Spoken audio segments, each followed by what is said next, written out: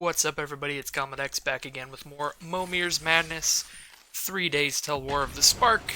We have Momir's Madness Random Chaos to tide us over, so let's just jump into that so I don't have to think about how much I want to play War of the Spark right now. Anyways, I have been having a pretty bad streak in Momir lately, in the streams and stuff. Getting pretty unlucky, so hopefully that luck will turn around. I've also been doing some pretty bad misplays. One of them was definitely caught in yesterday's video, where I had a 7 power creature against a 7 toughness turtle that was basically destroying all of my stuff, but they double blocked it, and rather than deal all the damage to the turtle, I decided to kill their tiny little tutu instead, because I didn't even notice I could kill the turtle, so lots of losses that were avoidable and unavoidable have been happening to me lately, so hopefully I can turn that all around here and see if I can get a 0-loss run just one time. So opponent starts off at 1 mana and they play a Footlight Fiend, which is a 1/1. When it dies, it does 1 to any target. That is definitely not a bad 1-drop, not a bad 2-drop either. They got a 2-mana 1/1 flyer. Doesn't sound very impressive, but flying is quite good. So what we get as our first card at 2 mana, we get a Orzhov Enforcer. This seems incredible right now. So it has Death Touch, so it can kill off one of their really large ground creatures later. And it also has Afterlife, so when it dies, it turns into a 1/1 Flying Spirit, which will be able to block that flying creature that they have.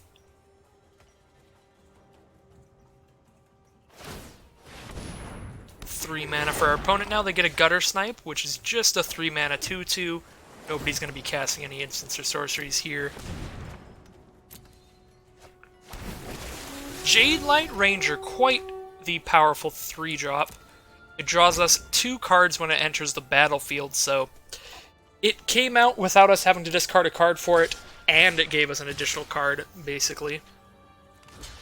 So I will go ahead and make some trades here. I am going to go ahead and trade off my 1/2 Death Touch early, just so I can turn it into the 1/1 flyer so that their flyer can't hit me anymore here.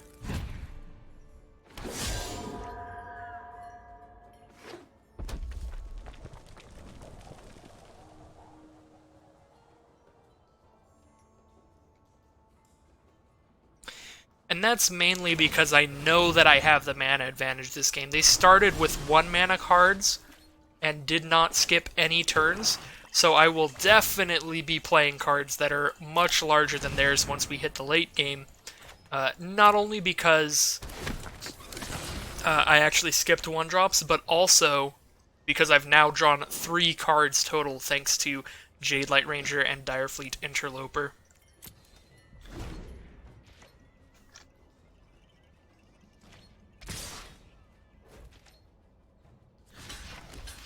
Go ahead and kill the flyer now.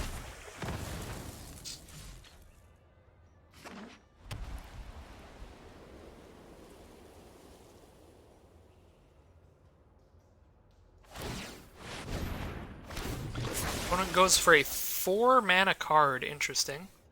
Picking up a Riverwise Augur, basically draws 1 card when it comes into play, so not terrible.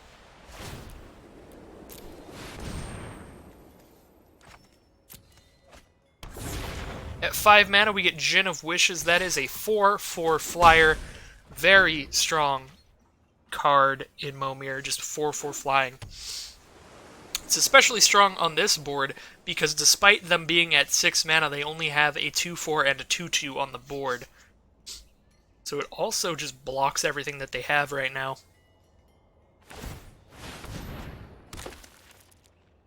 Alright, 6 mana card, they get the Hexproof Turtle, but not the scary Hexproof Turtle. The okay one. This one's just a 4/5 Hexproof Turtle. The other turtle... the other turtle is the bane of my existence. Let's see if I can hit Demon Lord Belzenlock. I do not hit Demon Lord Belzenlock. You know, I feel like it might be my good luck charm to just mention Demon Lord every time I go for a 6 mana card. Because this is getting ridiculous. I've definitely Well, I've probably by now went for at least 100 6-mana cards. Because I've played so much Momir, and I have never hit him. That is recently, I mean. So I guess, like, I've done the 3 videos, I guess I've done probably 5 extra per day.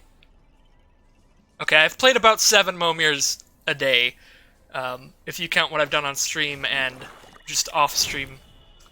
So technically, no, I have not done anywhere near 100 6-mana cards. So that was actually a very inaccurate statement, but came off the top of my head. So I guess technically it's not that likely that I would have hit Demon Lord by now, because I think he's somewhere around a 1% chance. There's a lot of 6-mana creatures. I think there's somewhere around 100. So eventually we'll see him again, statistically.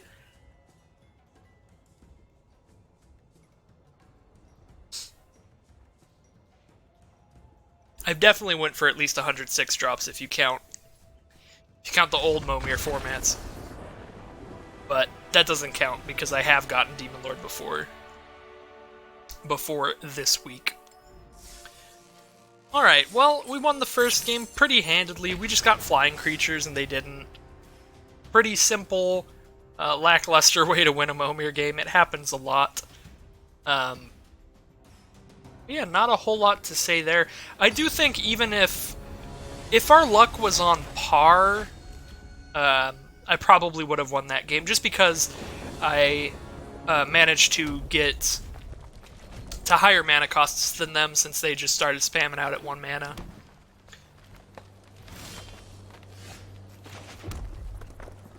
I'll go ahead and wait till turn 3 this game, just because. That way I can definitely hit really high mana costs. Alright, opponent starts with a 2/2 Hexproof from White, First Strike Knight. And its ability is pretty good as well in Momir, because in Momir there are a lot of... Go ahead and grab an island here. There are a lot of games where each player just has like 6 creatures on the board. So it will probably have +1/+0, statistically. It's pretty likely that I'll have a white creature soon. Or at some point.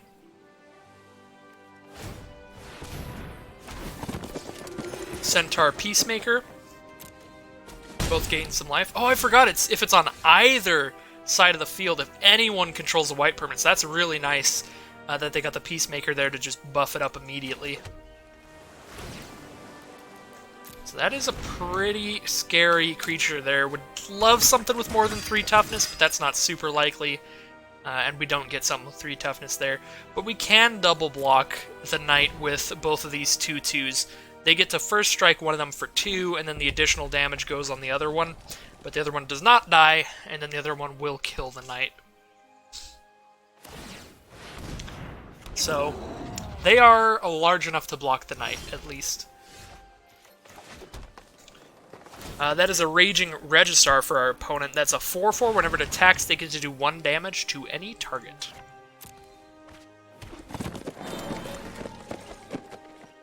Oh my god!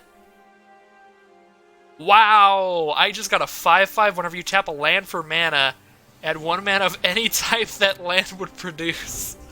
So I just doubled my mana. Oh my god, I have 12 mana next turn.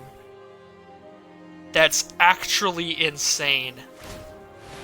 I completely forgot that that card exists in Standard. That is very impressive. Well, if that's the case, let's go for a 9 mana card, saving up 3 mana for a single use of Zakama's red ability if we get him. Wait, how do I, oh, do I have to click on these? How do I choose the mana I want to use on this? It won't let me choose. I don't know how to... actually use the not the red mana.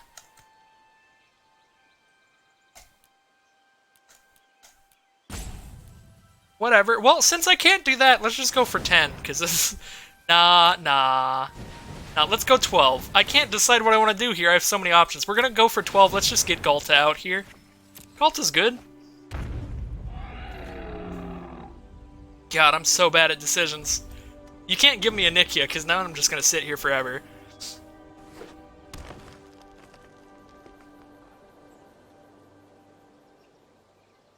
Alright, so... for future reference, since I couldn't figure out how to spend the mana in my mana pool that I wanted to spend, I should probably in the future, if I'm in a situation like that, just tap the 4 lands and save that last mountain, and then tap the last mountain after the card is out. And there's the scoop from our opponent, because I'm taking forever trying to figure out how to work Nikia's mana and stuff like that, so... sorry to my opponent for the slow plays, but that was pretty much what was going to happen there.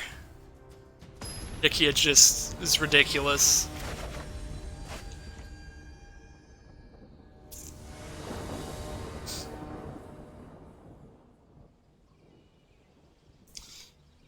Alright, and now I know for the future, don't tap all the mana before you use the ability, because... I just don't know how to choose what of your floating mana to spend towards something. So opponent starting at 1 with a Tragic Poet. That is a tragically bad card right now. It's just a 1 mana 1/1 with no abilities. I suppose it's not awful yet since I don't have any creatures. Ooh, Slipstream Navigator, or I'm sorry, Time Stream Navigator. This card is very cool. I like that card a lot. So, if my opponent has any islands, they're definitely going to want to play 2, because then later in the game they can take an extra turn for 4 mana.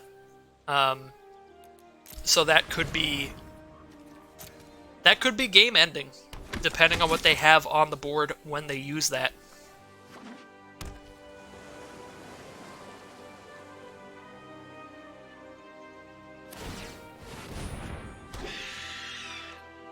Ooh, Ravenous Harpy's very nice. It is a 1/2 flyer, which is already fine. And they can sack their other creatures to put +1/+1 counters on it. So, later in the game, once they've got these useless creatures like this useless 1/1 out there, they can start sacking it into the Harpy to actually do something useful with them. So if they want to kill my Boros Challenger here, I'm totally okay with it, because I get to kill either the Harpy or both of the other creatures. And both of those seem like fine trades to me.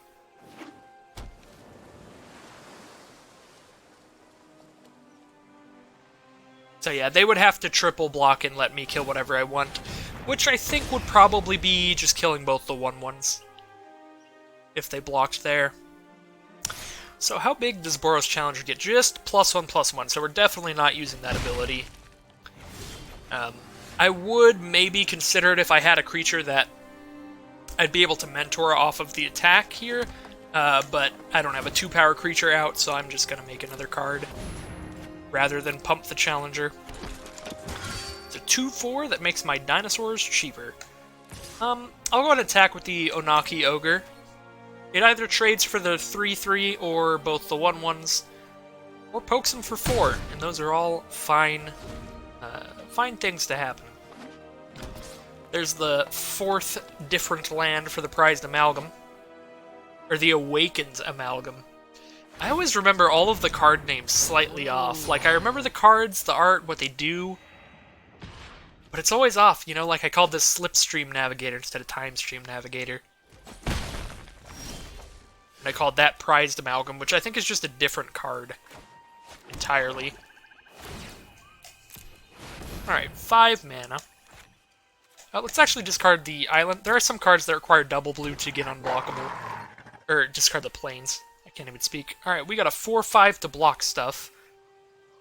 Can send in the Onaki Ogre. Anything it trades with is fine with me. We could trade with their flyer, we could trade with their 1/1s, we could trade with the 4/4. Alright.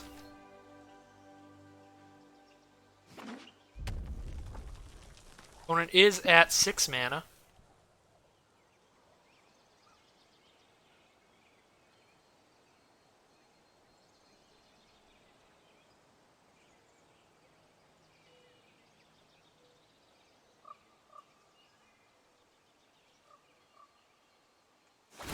They're thinking about some stuff. They pick up a Carnage Tyrant with a bugged animation because my computer hates me. So it's a 7/6 trample hexproof. That can't be countered, but I can't play any counter spells. This is Momir. At our 6 mana, we get Shivan Dragon, a classic, been around since Alpha, very powerful flyer. So I will take it.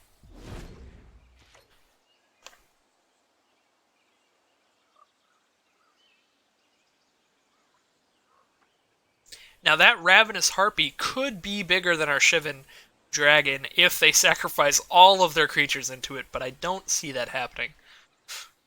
But they could turn that Harpy into a 5/6 flyer. Just like technically, if they wanted to.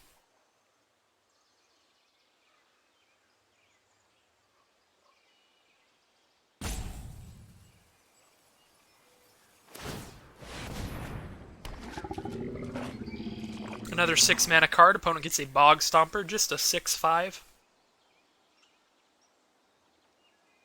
If they attack with Carnage Tyrant, alright, they didn't attack, but if they did, I would have had to lose some creatures there.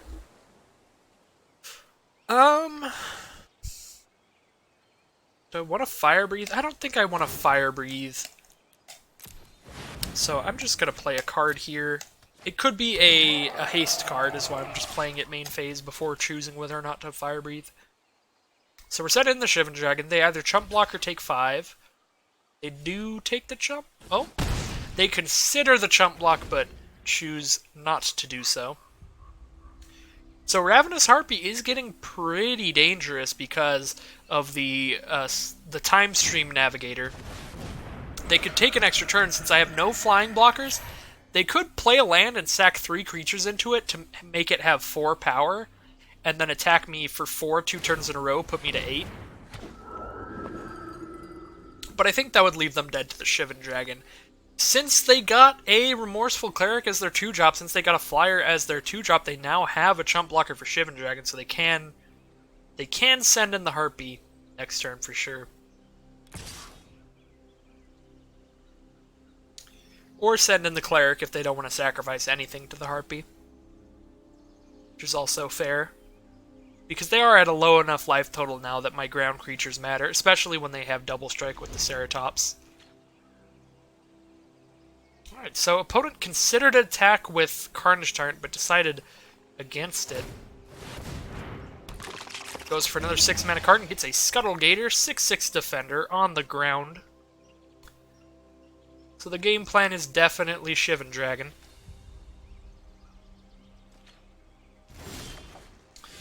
Alright. 3, 5, 6, 7. We can go to 8 mana cards here.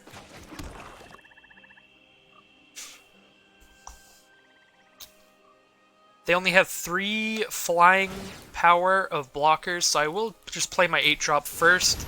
We could get an Endrace Forerunners, or something like that with like haste. That would help the attack here. We did not get Endrace Forerunners, just a Gate Colossus, but Gate Colossus is pretty good. It definitely blocks a 7/6 very well.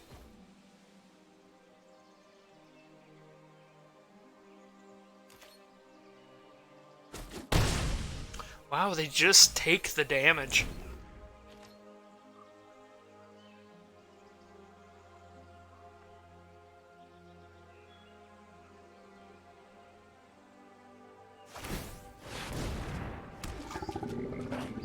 Another Bog Stomper for our opponent at 6 mana. What are the odds? Alright, interesting. Opponent was not quite dead. I think if my opponent just did not attack that turn, they could just chump block with one of their flyers next turn. Even if I sent in the Goring Ceratops, they had a lot of ground creatures to block with. Like, it would be bad for them, but they still had another chance. If they got a really good 6-mana card, like a Dream Eater or a Riddlemaster Sphinx, I think they still could have gotten out of that game. So Dream Eater and Riddlemaster Sphinx, those are the two 6-mana cards that are a 4/3 flyer or a 5/5 flyer, both of which return a creature an opponent controls to their owner's hand when they enter. So it's just a strong flyer, and you get to kill one of your opponent's creatures. Those are some of the best cards you can possibly hit.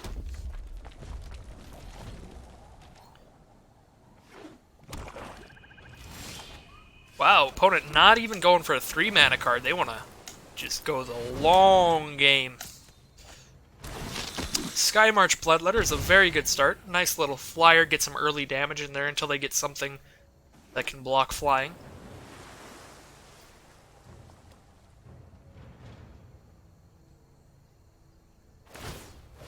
Opponent goes for 4 mana and gets a Dusk Charger, which is just a 3/3 for now, but if they get the City's Blessing, so if they have 4 permanents on their field, that will be a 5/5. Ouch. And I got something for 4 mana that cannot survive right now. So it could have been something that would have been... I don't even know. Something that's like, this has power and toughness equal to the number of artifacts you control, or something like that. That, like, isn't an artifact. Who really knows? So, opponent did get a flying blocker for the Skymarch Bloodletter. And it's a quite good one. I'm making the Rampaging Rendhorn a 5/5. That way it can trade off with the Dusk Charger later in the game.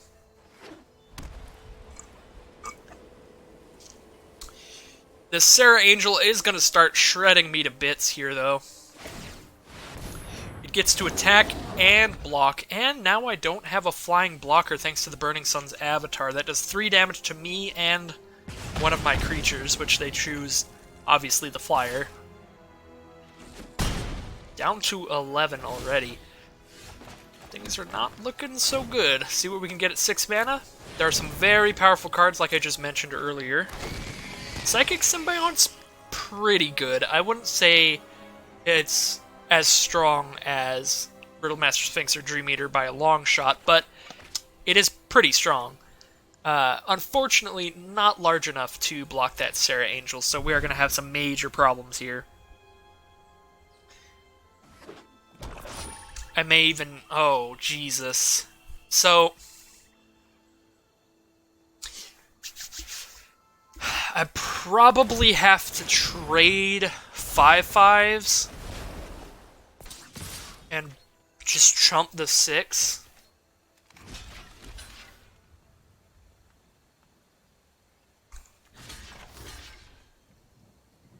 This game is nearing impossible to win here.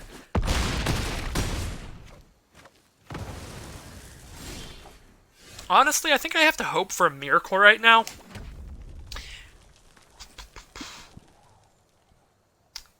And I guess, yeah, Dream Eater and Riddlemaster Sphinx would be fine. They would both be big enough to block Serra Angel, and I could kill the 6/6 with them, but then I still take 5 from Tishana. I guess I don't take that much, because they're probably going to play cards next turn. I guess they attack first and then play their cards main phase too, so I'll take 6 from that and be at 1 life, even if I hit Dream Eater or Riddlemaster Sphinx. Is there anything at 7 mana that could possibly be better than that? I honestly don't think that there's anything at 7 mana that could help me more than a Dream Eater or Riddlemaster Sphinx here. We hit a Colossal Dreadmaw, so we are just dead on board, so that is game.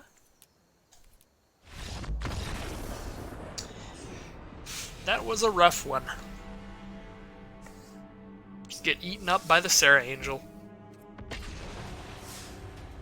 But that is, like I said in that earlier game where I just won with some flyers, that is a lot of Momir games.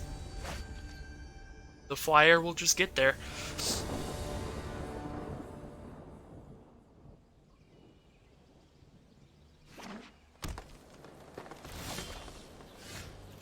Okay. Game 5. 5, I believe. We're at 3 wins, 1 loss.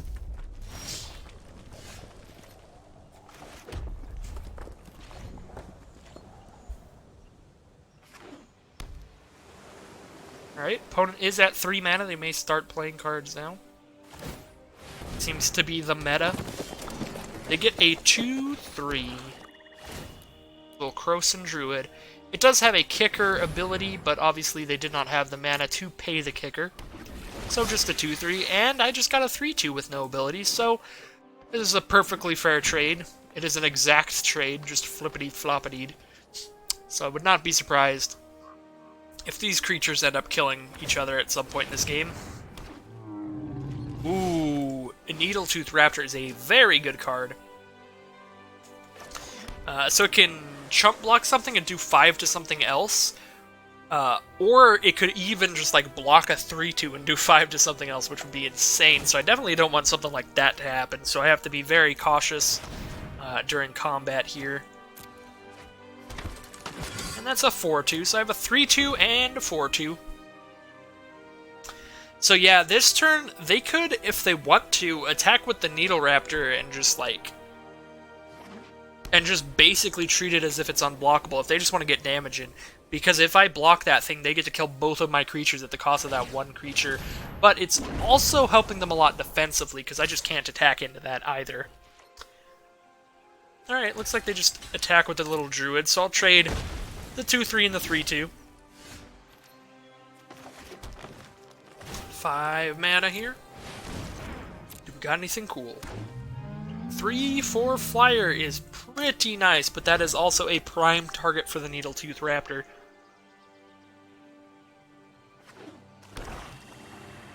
So if they start attacking with the Raptor, I think I'm just going to take it. If they attack with Fire Elemental, I am definitely trading with my 4/2. And if they attack... oh... well, that's pretty bad. 4/4 Flying Haste, that is a little better than a 3/4 Flyer. I was going to say, if they attack with nothing, I'm definitely just probably not going to attack on the ground, basically, at all this game. That's pretty good. We're going to make a real big worm and fight off the dragon. And now we can start getting there in the air.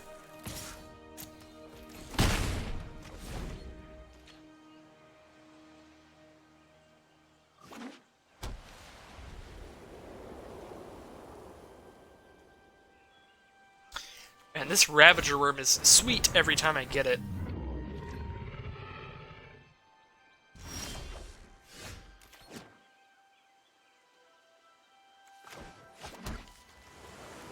Alright, 7 mana. We got just a 7/7. Alright. We're starting to get to the point, I guess it depends on what they get this turn, but I think my ground field is quite a bit better than theirs, that it might be worth attacking. Ooh, wow. They actually, the actual combo of Belligerent Brontodon, which makes creatures deal damage equal to their toughness with the 4/5 flyer, is pretty sweet. Alright, 8 mana. What do we got? I got a Polyraptor. So it does not do a whole lot. It's just a very good chump blocker. Or if you have a Zakama out, it's hilarious. But if you have a Zakama out, you're pretty much going to win anyway. Don't really need the Polyraptor, but it is funny.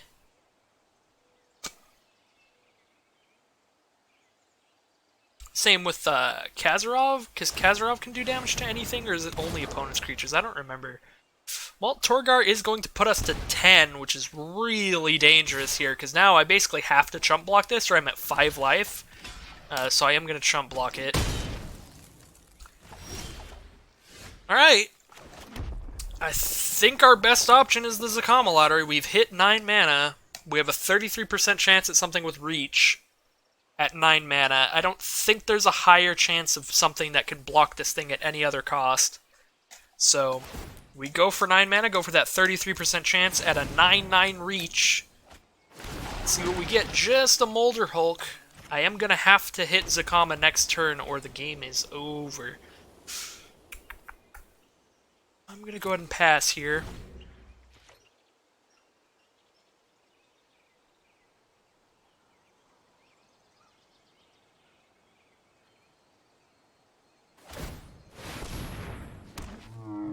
Is a 9/9 on the ground. We are down to 5 life. Alright. Last chance, moment of truth.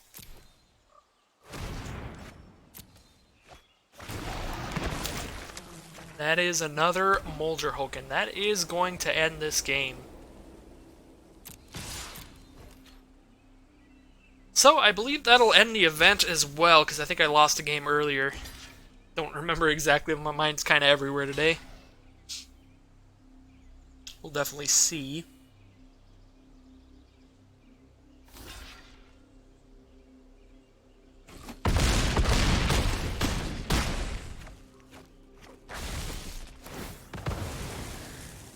So yeah, I didn't do the all-out attack last turn, like the desperation attack last turn, because I was pretty sure they could end it in a way where they just take some damage off of it and then just have a lethal board. And yeah, that pretty much proved it there with the all-out swing that turn. So that is 3 wins and 2 losses, and that is going to end today's Momir video. Let's see if we get anything cool in the rewards. No rares, but we got a Yargle. Yargle is still your boy. Yargle's the best. Alright, well, thank you everybody for watching. I will see you again very soon for more Magic Arena. Only 3 days until War of the Spark. I will be playing a War of the Spark sealed as my video this Thursday.